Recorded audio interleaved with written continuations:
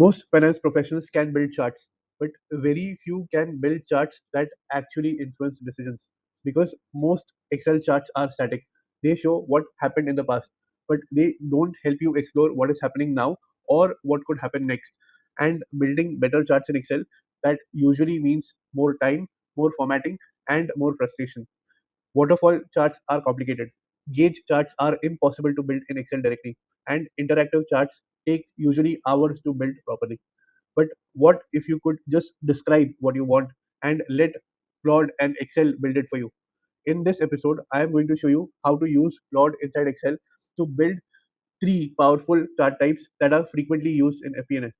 First, a waterfall chart to clearly explain the movement from budget to actuals. Second, a gauge chart, one of the hardest charts to build manually, which is used frequently for KPI tracking. And third, a dynamic chart where you can change the scenarios and instantly see the impact on the KPIs. The goal here is not just to create charts, it is to move from static reporting to interactive financial storytelling. So let us start with the first use case, which is building a waterfall chart using Claude Inside Excel. Hi there. Most finance professionals know how to calculate variances. Very few know how to visualize them properly. And when leadership cannot see the story, the analysis loses impact. In today's episode, I am going to show you how to create waterfall charts inside Excel using Claude. And if you want to practice along with me, you can download the Excel file from using Claude Inside Excel course from the links in the description. So let us get started. First, let us try to make the chart using Excel manually. Okay, so here we have the data. We have our EBITDA number for 2023, and also we have our EBITDA for 2024, and you can see the walk between the 2023 EBITDA to 2024 EBITDA. So to create a waterfall chart manually in Excel, you have to select the data and go inside insert. Inside the recommended charts option, you can select the waterfall chart option. Okay, and click on OK. As you can notice, we have the waterfall chart here. Let me get rid of the grid lines, and also if you can notice, the end total is not set properly, so I will select that particular bar only and then right click on it and set it as total. Now if you can see, you have a waterfall chart which shows your EBITDA number for 2023 and how it increases and decreases and gets to the 2024 EBITDA. Okay, I will make the color of the bars on the either side blue. So let me make those blue color. Okay, and typically the ones that are positive are shown as green. So you just select the ones that are positive, you should make that green, and the ones that are negative, they are shown as red. And you don't need the legend. Okay, here you could say that the work 2023 2024. Okay, now let us try to do the same thing using Claude inside Excel. So I'm going to my home menu in Excel and I'm selecting the Claude add-in, and on the right hand side, if you notice, you can see the Claude. Okay, let me clear the past historical chat. Okay, and I'm giving it a new prompt. Okay, create a waterfall chart using the given data set.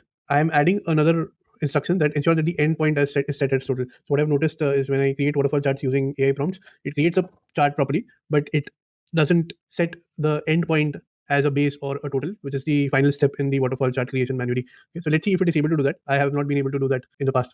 Okay, so now it says I'll start by reading the selected data to understand the data set and also check Claude for existing entries. It says I can see the data set clearly. Let me now create a waterfall chart.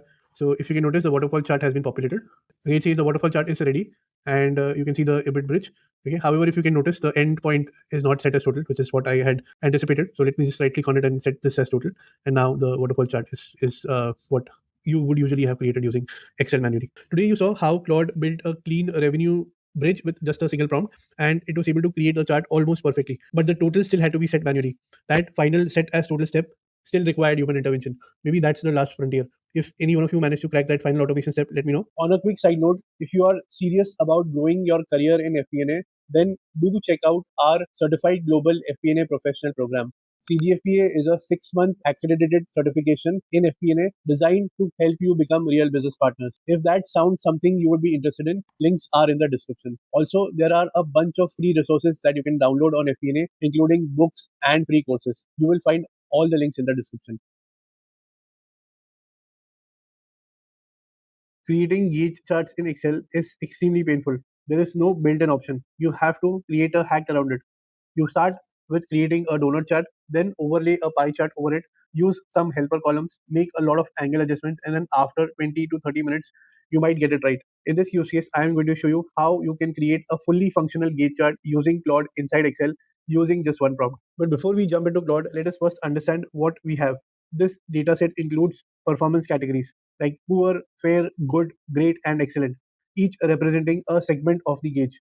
Then we have a pointer data, which is a value, a very small needle, and a remaining portion. This is the classic structure required to build a gauge chart in Excel. Now here is the challenge. Excel does not have a gauge chart button. So traditionally you would create a donut chart for the segments, add a pie chart for the needle, and then overlay them. Hide the bottom half, rotate the chart format, and adjust the colors manually. Okay, so I'm inside my Excel and I'm going to my home menu and using the Claude ribbon inside Excel or the Claude add-in inside Excel, I'm giving it a simple prompt: create the donut chart and the pie chart required for the gauge chart. Use proper colors and angles so when we overlay the pie chart over the donut appears a proper gauge chart. Okay, let me hit enter and let's see what it does. Okay, it says that I'll start by reading the data to understand the gauge chart requirements, okay, and then build the donut and pie charts. Okay, it says now I understand the setup, okay, and the gauge chart is built by overlaying a pie chart on a donut chart. It says I will create a donut chart with 5 equal installments, which is poor, fair, good, great, and excellent, each 20%. And then I will create a pie chart, and it is giving the details of it. Okay, let me set up the chart data properly for the gauge chart. If you notice, the donut chart has already been populated, okay, and now it is populating the pie chart, which is the pointer part of the gauge chart. Okay, it says that now I need to customize both the charts with proper colors and rotation angles and make the bottom segment transparent. Okay, let me apply all the formatting. You can notice it has already populated the needle as well required for the chart. It says now both the charts are created. Now let me also make the data labels invisible on both the charts to ensure that the pie chart has no background, okay, which is what actually we also do when we create this manually. Gauge charts are commonly used for KPIs, performance tracking, target versus actuals. But most finance people avoid them because they are too complex to build. Now that complexity is gone. Remember, this is not just about charts, it is also about removing friction. When building visuals become easy, finance professionals can then focus on what to measure, what to track, and what to improve. So, in this use case, you saw how to build a dynamic gauge chart or a speedometer chart, all using Claude inside your Excel. Most finance professionals can build charts, but very few can build charts that actually help in decision making. Because what most of us do is build charts that are static. They show us what happened in the past, but they rarely help you explore what could happen next. In this example, I am going to show you how to build dynamic and insightful charts. Before we use Claude, let us understand what do we have here. So we have a data set with your assumptions, revenues, costs, profits across multiple periods. This is typically the FP&A data. Normally, you would start with inserting a chart, then picking the chart type, formatting it, adding labels, adjusting colors. And after about 10 to 15 minutes, you will have a chart, but it is still static. It will answer the question what happened and not what we should do next. Why traditional charts have limitations? They are static, hard to modify, time consuming to format, and most importantly, they are not interactive. If management asks you what happened if the revenue grows by 10%, you can't answer that instantly looking at the chart. You will have to go back, update the data, and rebuild the chart. Now, let us change that.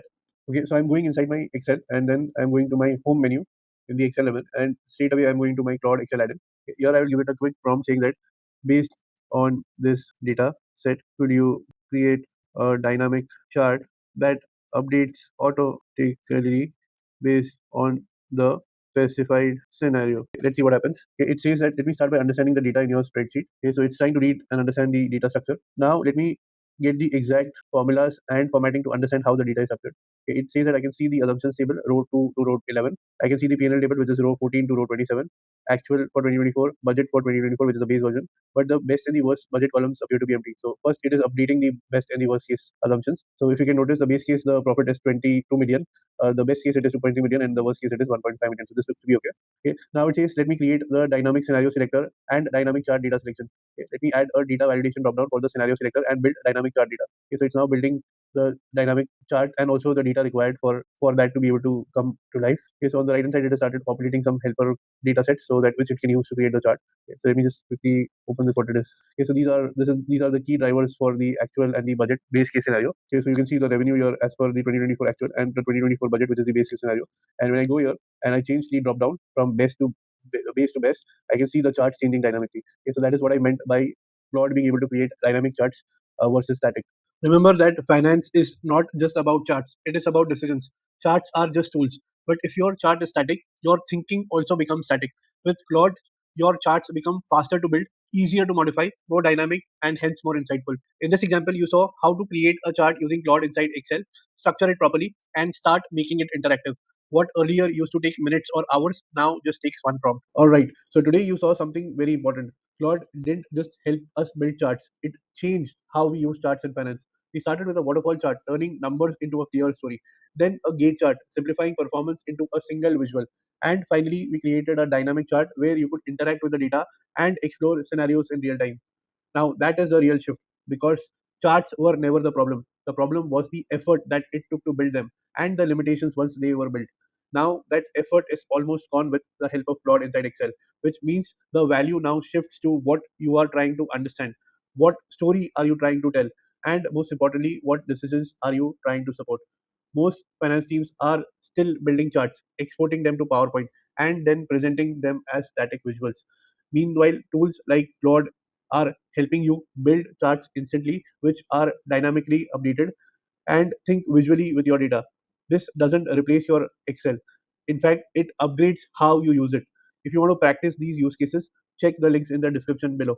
And if you're serious about learning how to use Claude inside Excel for FP&A, we will also be covering this in our live CDFPS sessions and the AI for Finance and FP&A Masterclass. Also, don't forget to check out a bunch of free resources, including books and free courses. All the links are in the description below. Remember, the future of finance is not just analyzing numbers, it is thinking with them. I'll see you in the next episode.